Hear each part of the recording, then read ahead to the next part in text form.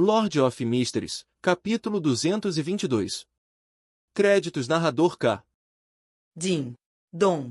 Uma corda estava sendo puxada, fazendo com que a campainha e o som que ela fazia tocassem constantemente e enviassem seu som ecoando por toda a sala espaçosa, mas relativamente vazia. Klein, que estava sentado no sofá lendo um jornal para estudar as várias oportunidades de investimento, levantou-se. Ele vestia uma camisa branca e um colete preto sem gravata borboleta, igual ao que se usava em casa. O primeiro trabalho da minha carreira como detetive? Mas nem sempre posso estar em casa, esperando a chegada de uma missão.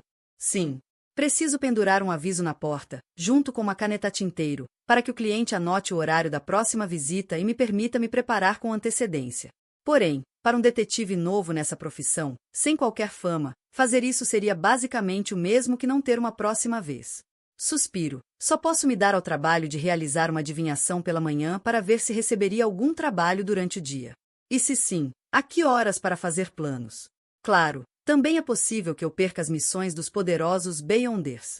Bem, que assim seja, pode ser uma coisa boa afinal. Ele caminhou até a porta e, sem olhar pelo olho mágico, a imagem dos visitantes do lado de fora apareceu em sua mente. Um deles era uma senhora idosa com um chapéu de pelúcia preto. Suas costas estavam ligeiramente curvadas e seu rosto profundamente enrugado. Sua pele estava enrugada e pálida, mas seu vestido escuro era muito formal e elegante. Suas têmporas eram completamente brancas, mas seus olhos azuis eram bastante vivos. Ela estava olhando para o jovem ao seu lado, gesticulando para ele tocar a campainha novamente. O jovem estava na casa dos 20 anos, com olhos semelhantes aos da velha. No tempo cada vez mais frio, ele usava um paletó preto trespassado, meia cartola e gravata borboleta como se estivesse prestes a participar de um banquete. Era como se não fosse afrouxar suas exigências a qualquer momento. Com a ajuda da premonição de um palhaço, Klein girou a maçaneta, abriu a porta e cumprimentou seus visitantes com um sorriso antes que a campainha tocasse novamente. Bom dia, senhora, senhor. Que dia maravilhoso, pelo menos até agora. Porque já vejo o sol há 5 minutos. Ele falou sobre o tempo de maneira um pouco exagerada, uma conversa fiada que era popular em Backlund por mais de um século. Sim, é sempre tímido e não sai de trás do nevoeiro e das nuvens escuras. A velha senhora concordou com a cabeça. Ao seu lado, o rapaz perguntou: Você é o detetive Sherlock Moriarty? Sim, e em que posso ajudá-los? Sinto muito, por favor, entrem. Vamos sentar e conversar. Klein virou o corpo para o lado, abrindo caminho para seus convidados enquanto apontava para a área de convidados. Não, não há necessidade. Não quero perder tempo. Meu pobre Brody ainda está esperando que eu o salve. A velha senhora disse com uma voz bastante afiada. Isso. Klein notou o pronome mais importante e de repente teve um mau pressentimento. Um jovem vestido muito formalmente acenou com a cabeça e disse: Brody é um gato de propriedade da minha avó, Madame Doris. Ele desapareceu ontem à noite, e espero que você possa nos ajudar a encontrá-lo. Moramos no final desta rua, e estou disposto a pagar 5 soles por isso. Claro, se você puder provar que gastou mais tempo e esforço do que isso, eu compenso você. Encontrar um gato? A razão pela qual você está me confiando este trabalho é simplesmente por causa da conveniência decorrente de como moramos na mesma rua. Klein sentiu que esta não era a carreira de detetive que ele havia imaginado. Faz-me parecer um palhaço. Bem, não posso recusar o meu primeiro negócio. Este é o ponto de vista de um vidente. Ele ponderou por alguns segundos e perguntou: Você pode descrevê-lo em detalhes? Vovó Doris falou antes que o jovem pudesse abrir a boca. Brody é um gato preto adorável e animado. É muito saudável, tem lindos olhos verdes e adora comer peito de frango cozido. Deusa, ontem. À noite, ele fugiu do nada. Não, deve ter se perdido. Coloquei muito peito de frango na tigela, mas ele se recusa a voltar para dar uma olhada. Os lábios de Klein se curvaram e disseram: Estou muito satisfeito com sua descrição, Sra. Doris. Aceito este pedido. Tudo bem, vamos para sua casa agora. Preciso procurar pistas e encontrar rastros. Devo deixar claro que a base do meu raciocínio está nos detalhes. A Sra. Doris não consultou o neto enquanto assentia e dizia: Você é o detetive mais proativo que já vi. É um acordo. Klein vestiu o casaco e o chapéu, pegou a bengala e seguiu Madame Doris e seu neto até a rua. Ao contrário de Tingen, as estradas em muitas partes de Backlund foram reconstruídas com cimento ou asfalto. Mesmo durante uma chuva torrencial, as estradas estavam menos enlameadas. Enquanto a velha indicava o caminho, seu neto se aproximou de Klein e disse em voz baixa: Espero que você faça o possível para encontrar Brode. Tem sido um dos pilares da vida da minha avó desde que meu avô e meus pais faleceram. Depois que Brode desapareceu, algo deu errado com a mente de minha avó, tanto que ela começou a ouvir coisas. Ela continua me dizendo que ouve o pobre Brode miar miseravelmente. Klein imediatamente acenou com a cabeça e disse: Farei o meu melhor. Certo, ainda não sei seu nome. Jürgen Cooper, um advogado sênior, respondeu o jovem. Logo chegaram à rua Minsk 58 e entraram na casa escura. Esta é a tigela de Brode. Esta é a sua caixa favorita. Ele sempre dorme aqui. O rosto enrugado de Doris estava cheio de preocupação e expectativa. Klein agachou-se e encontrou vários fios de pelo de gato preto na caixa. Ele se endireitou e agarrou sua bengala incrustada de prata com a mão que segurava o pelo do gato. O olhar de Klein tornou-se profundo enquanto fingia observar seus arredores enquanto silenciosamente recitava uma sentença de adivinhação. Sua mão escorregou secretamente da ponta da bengala, mas não a deixou completamente. Apenas tornou difícil para Jürgen ou Doris perceber que a bengala estava de pé sozinha. Logo depois, a bengala preta incrustada de prata se inclinou para o lado. Caiu muito lentamente, com muito pouco movimento.